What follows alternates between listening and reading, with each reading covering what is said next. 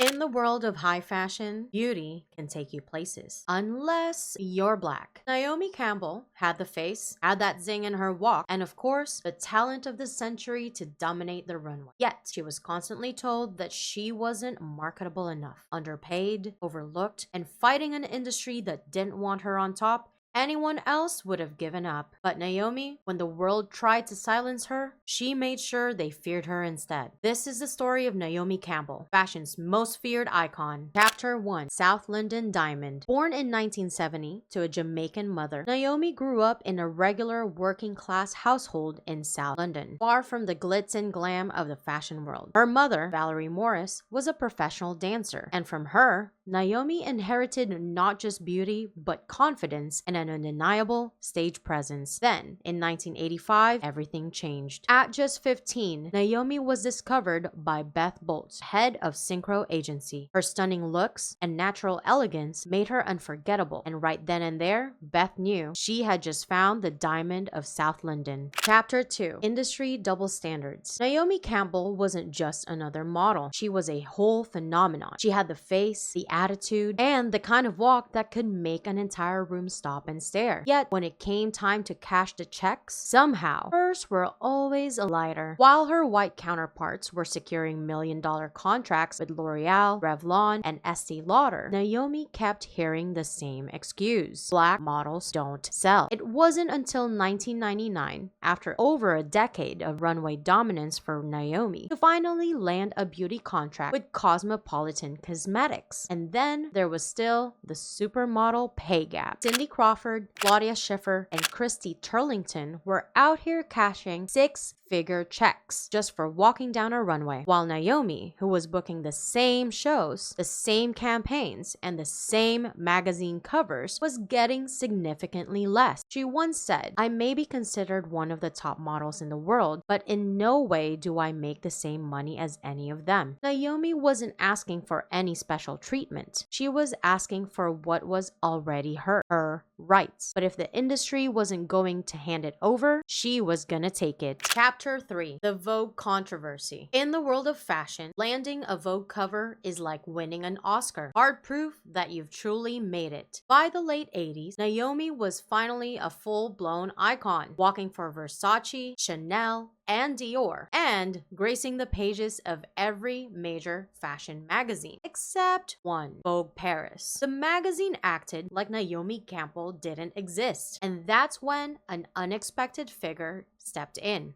Yves Saint Laurent, one of the most powerful designers in the world, went out of his way to tell Vogue Paris firsthand to put Naomi on the cover, or he pulled all of his advertising. And finally, in 1988, Naomi Campbell became the first black model to land a Vogue Paris cover. At this point, Naomi had learned a golden rule in fashion: if you're a black woman, don't just break ceilings, you smash them. Chapter 4. The Diva with a Temper. By the time the 2000s rolled around, Naomi Campbell had cemented her name as a legend in the industry, a name that carried weight in every room she walked through. But along with power came a reputation for being difficult. She threw phones, she terrorized her assistants, she was seen out of control. Here's the question: was Naomi really out of control? Or was the industry villainizing her for being a powerful black woman who refused to be silent? Let's try and break this down with me. In 2006, she was accused of throwing a BlackBerry at her housekeeper over a missing pair of jeans. Yeah, a pair of jeans. The following year, she pleaded guilty and was sentenced to community service. But Naomi Campbell didn't just do community service. She turned it into a fashion moment. She showed up in a Dolce & Gabbana gown, walking into a New York sanitation garage like it was a Vogue photo shoot. Then, in 2008, she was arrested at Heathrow Airport for allegedly assaulting two police officers over a dispute with her luggage. She must really hate it when her stuff goes missing. At this point, the phrase Naomi Campbell assault case was practically a running tabloid headline. But if throwing a phone and assaulting police officers weren't controversial enough, in 2010, Naomi Campbell found herself caught up in something much bigger: a war crimes trial. Yes, I'm not joking. A trial for a war criminal. Here's what happened. In 1977, Naomi attended a dinner in South Africa hosted by Nelson Mandela, a star-studded event with some very powerful guests, including Charles Taylor, former Liberian dictator. And then, in the middle of the night, Naomi was allegedly handed a mysterious pouch by two unknown men. Inside, dirty-looking stones. Turns out, those weren't just any stones. They were uncut blood diamonds, gems illegally traded to fund war and genocide. Chapter 5.